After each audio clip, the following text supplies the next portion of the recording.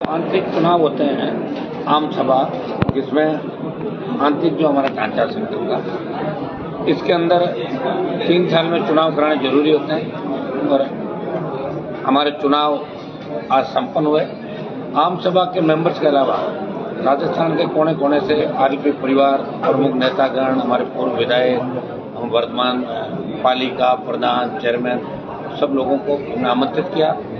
चुनाव के अंदर मुझे वापस राष्ट्रीय अध्यक्ष चुना गया पार्टी का। नगर चूरू और बीकानेर के नौजवानों की भावनाओं को देखते हुए बहुत बड़ी रैली और उस दिन पूरे प्रदेश में अलग अलग कार्यक्रमों का मेन हमारा फोकस रहेगा बीकानेर 29 अक्टूबर को। इस रैली का निर्णय भी सब लोगों को किया गया। बाकी जितने भी मुद्दे राजस्थान के अंदर चल रहे हैं वो हमारे आंदोलन, जिस तरह लगातार आंदोलन हमारे चल रहे, गैंगवार की घटनाएं जो राजस्थान में हुई, जिस तरह कुचामन के अंदर व्यापारी रमेश उलानिया की गोली मार कर हत्या कर दी, और जो क्रिमिनल इस बात की सुपारी जिन्होंने ली सोशल मीडिया पर डाला, हमारी कोशिश रहेगी कि राजस्थान सरकार, दिल्ली सरकार से बात करके इंटरपोल के माध्यम से उन सारे आरोपियों को जो आए दिन राजस्थान में व्यापारियों को परेशान कर रहे हैं, सीएम को लगातार राजस्थान में धमकियां मिल रही है, इससे बड़ा दुर्भाग्य नहीं हो सकता। तो गृह मंत्री यहाँ आ रहे हैं एसपी कलेक्टर कॉन्फ्रेंस को उद्घाटन करने। हमारा उनसे भी रहेगा कि आप लोग इस राजस्थान की कानून व्यवस्था सुधारें। वेंटिलेटर पे चलेगी राजस्थान की कानून व्यवस्था, भरोसा नहीं रहा किसी का। और जिस तरह कपासन के अंदर विधायक और विधायक के भाई ने सूरजमारी पे अटैक कराया, जिस तरह के हालात राजस्थान के अंदर बने, जिस तरह बीजेपी के एक विधायक को राजस्थान में सजा हुई और उपचुनाव हो रहा है, और जिस तरह विधायकों के, मंत्रियों के और उनके नजदीकी लोगों के नाम लगातार भ्रष्टाचार के अंदर आ रहे हैं, जिस तरह होटलों पे छापे पड़ रहे हैं राजस्थान के अंदर और उनमें वेश्यावृत्ति करते हुए युवतियां पकड़ी जाती हैं, और वो होटल व्यवसायी एक मंत्री के रिश्तेदार और एक एडिशनल डीजी राजस्थान सरकार में, उसकी उस होटल के अंदर पार्टनरशिप है जालौर जिले के अंदर। तो ये इस बात की ओर इंगित करता है कि राजस्थान बर्बादी के राह पे खड़ा, बर्बादी की ओर चला गया। कोकस मंत्रियों का, वरिष्ठ नेताओं का, माफिया का और गैंगस्टर गुंडे अपराधी का फोकस बन गया। आम आदमी का जीना राजस्थान के लिए मुश्किल हो गया। अभी जो ये क्राइम के आंकड़े आए थे एनसीआरबी के, उसके अंदर ये बताया कि राजस्थान रेप और गैंग रेप की घटनाओं के अंदर नंबर 1 पे आ गया देश के अंदर, लगातार नंबर 1 पे। दलितों पर अत्याचार, किसानों की आत्महत्याएं, नौजवानों की आत्महत्याएं, कोटा, जयपुर, सीकर के अंदर छात्रों की आत्महत्याएं इस बात की ओर इंगित करती है कि राजस्थान को एक मजबूत नेतृत्व की आवश्यकता है, मजबूत शासन करने वाले व्यक्ति की आवश्यकता है। भजन लाल जी जो हंसी के पात्र बन गए, जिनके नाम से शीघ्र चुटकुलों की किताब जारी होने वाली है, भजन लाल के चुटकुले, शीघ्र मार्केट के अंदर ऐसी अगर किताबें सीएम के नाम की आने लग जाए तो इससे आप अंदाज लगा सकते हो कि राजस्थान किस दिशा में हो जाए। वैसे आप आरएलपी की जो आगे की कार्यकारिणी है, जो जिला स्तर की कार्यकारिणी, उसको लेकर देखिए, हम आगामी प्रदेश अध्यक्ष को लेकर थोड़ा सा अभी मामला हमारे बैठ नहीं रहा है, कुछ लोगों से बात चल रही है और हम चाहते हैं प्रदेश अध्यक्ष ऐसा व्यक्ति बने जो आखिरी दम तक हमारे साथ रहे, क्योंकि जिस तरह छोड़ छोड़ के कई लोग भागे थे, तैयार हमने किए और भागे दूसरी पार्टियों के अंदर। तो इन बातों का हमें विशेष रूप से ध्यान रखना है कि वातावरण खराब नहीं हो। और प्रदेश अध्यक्ष का नाम, बाकी नाम हमने करीब करीब चिन्हित कर लिए। जिलाध्यक्ष हमारे करीब करीब फाइनल हो गए 41 जिलों के, और हम एक बार जिलाध्यक्षों की और प्रदेश अध्यक्ष और पूरी टीम की घोषणा एक साथ करेंगे। बाकी फिर वो समन्वय स्थापित करके जिलाध्यक्ष, प्रदेश अध्यक्ष, दूसरे एक हम युवा मोर्चा के अध्यक्ष की घोषणा करेंगे, यूथ का अध्यक्ष होगा, एक हम नया स्टूडेंट विंग आरएलपी पार्टी ने आज घोषणा करी है जो अपने स्टूडेंट विंग राजस्थान के अंदर बढ़ाएगी पहले, उसके बाद आवश्यकता पड़ती है दिल्ली और अन्य प्रांतों के अंदर भी स्टूडेंट विंग हमारी बहुत फॉलोवर है देश के अंदर, तो वहाँ भी काम करेगी। इसका नाम हम आजकल के अंदर रख देंगे स्टूडेंट विंग का, किस नाम से हम स्टूडेंट विंग का गठन करते हैं, ताकि आगामी शासक चुनाव भी जब भी हो तो मजबूती से राजस्थान में लड़ सके। एक हमारा महिला मोर्चा होगा जो दूसरे मोर्चे पहले हमारे थे, उसी हिसाब से और अन्य मोर्चे प्रपोज बना के हम जल्दी इसकी घोषणा इसी माह के अंदर करेंगे। और 29 की जो हमारी रैली होगी वो एक राजस्थान को नया संदेश देगी, और उस रैली से आपको लगेगा कि राजस्थान का जवान किसान क्या चाहता है। और रैली बड़ी ताकत के साथ नौजवान अपने अपने हिसाब से रैली बीकानेर के अंदर करने जा रहा है। पंचायत चुनाव आज की पार्टी मजबूती से राजस्थान में लड़ेगी। समान विचारधारा वाले दल जो कांग्रेस बीजेपी के खिलाफ है उनके साथ हमारे अलायंस भी हो सकते हैं राजस्थान में। सर, आरएलपी का जिस तरह से नया ढांचा खड़ा हो रहा है, क्या लग रहा है जब पहले जो लोग थे जो चले गए, अब रिफाइंड लोग जो बचे हैं, उसके साथ राजस्थान में किस तरीके की नई शुरुआत, और पूरे राजस्थान क्योंकि आगामी कई चुनाव आ रहे हैं, पंचायती राज है, नगर निकाय है, किस प्रकार की चुनौतियां देंगी आरएलपी? देखिए, आना जाना तो बना रहता है। तो कांग्रेस छोड़ के बीजेपी, बीजेपी छोड़ के कांग्रेस, बीजेपी छोड़ के हमारे पास है कांग्रेस, ये आना। लेकिन हम कोशिश करेंगे कि इस पार्टी में नौजवानों को, महिलाओं को और विशेषकर संघर्षशील लोगों को ज्यादा मौका मिले। हम ये चाहेंगे छात्र राजनीति के लोगों को मौका मिले।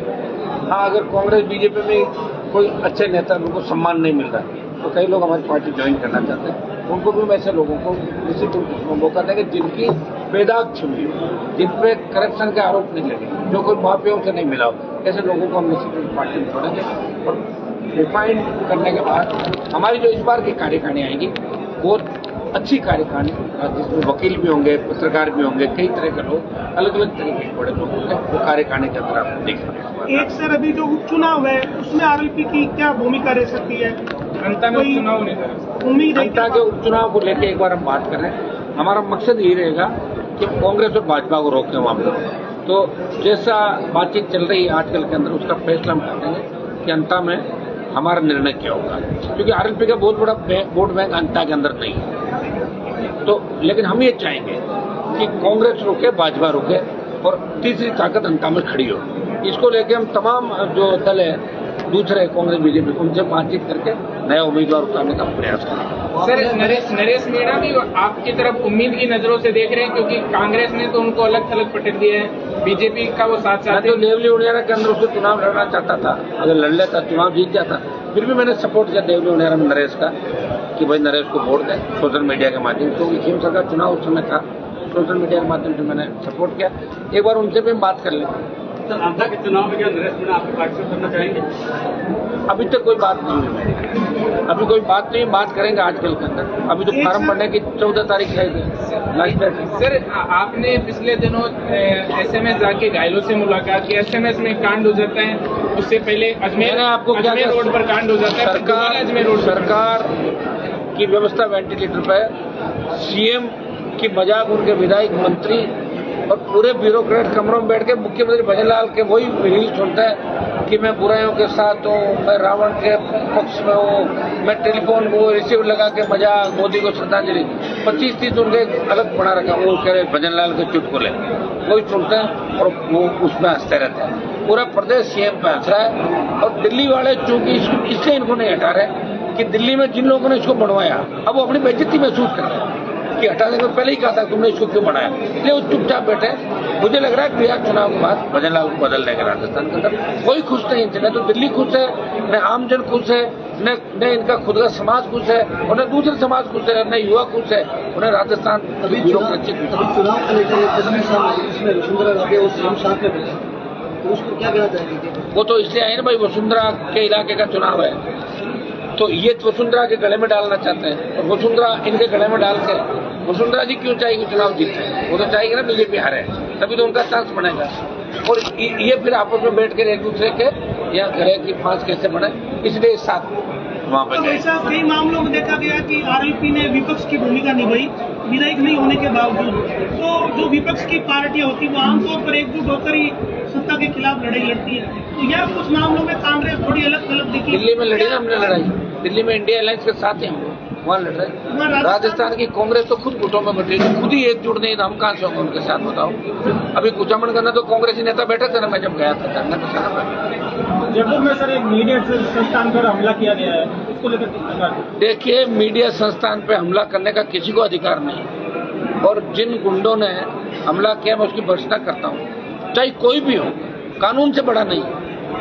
और मैं तो ये भी कहना चाहता हूँ, जिस तरह की छूट आपने दे रखी है कि ये सेना बन गई, वो सेना बन गई, सेना तो एक ही भारतीय सेना, मजाक बना रखा कानून का। ऐसे लोगों को गिरफ्तार करना चाहिए, दंडित करना चाहिए। राजस्थान के अंदर अगर मीडिया अपनी बात नहीं कह पाएगा, कोई नेता अगर किसी तरह की बयान इतिहास की बात कहते तो उसके खिलाफ आप मोर्चे खोलते हो, चाहे जैसे बकवास करते हो आके, ये छूट राजस्थान में किसी तरीके से नहीं मिलेगी। राष्ट्रीय लोकतांत्रिक पार्टी ऐसे हमलों का विरोध करती है और गुंडे बेईमान और बदमाशों के नाम से अगर आप संस्थानों का नाम रखने लगे तो राजस्थान और बर्बाद हो जाएगा। इस हर गली के अंदर गुंडा है, नाम रखो क्या उनका सबका। एक सर बड़ी मुश्किल से शेखावाटी डीलवा नागौर में गैंगवार खत्म हुई थी, 12-13 के बाद लगभग शांति हो गई थी। लेकिन ये जो अभी रोहित बता रहा है इनकी जो गैंग है ये फिर से, तो आप अपने आप को सीएम फीलिंग कैसे कर सकती? जब सीएम हो ही नहीं सीएम कैसे होगी? ये तो सामंती सोच हो गई। एमएलए हो तो एमएलए के बंगले में रहो, एमएलए फ्लैट बनाए इसलिए उसके अंदर रहने चाहिए। वहां तो सरकार ने एमएलए फ्लैट अलॉट कर दिए, कभी कोई डिप्टी सेक्रेटरी को, कोई आरएस को, कोई भजनलाल जी के ओएसडी को 15 बंगले वहां इस तरीके से दे रखे हैं। बताइए ये हालात है राजस्थान के। एक सर आपने जो घर में उसमें पावर थी पीडब्ल्यूडी मिनिस्टर की कि वो मकान प्राइवेट व्यक्ति को भी दे सकता है। सरकार 2 दिए उन्होंने रिश्ता निभाया और 2 मकान दिए। सर आप आज जो कार्यकारिणी का प्रस्ताव तो आगामी जनता को ये सोचना है कि अपना शोषण करवाना है या आजादी लेनी है, तो राजस्थान की जनता सोचेगी। हमने तो सोच ही रखा है भाई, 20 साल समर्पित कर दिए, 25 साल समर्पित कर दिए, हर जगह हम जा रहे हैं। रिया का बजरी का मामला आप देखो, सरकार मुकर गई, वापिस करेंगे बजरी माफिया के खिलाफ आंदोलन करेंगे, लोगों को राहत दिलाएंगे। और बिजली कनेक्शन के मामले में मैं आपको बता दूं कि डबल बेंच ने कल मेरे पक्ष में फैसला दे दिया हाईकोर्ट के अंदर, और डबल बेंच ने यह कहा कि सरकार की गलती है। 2 लाख रुपए जो इन्होंने, उसमें आगे क्या है उसमें? अब देखते हैं तारीखें पड़ रही है।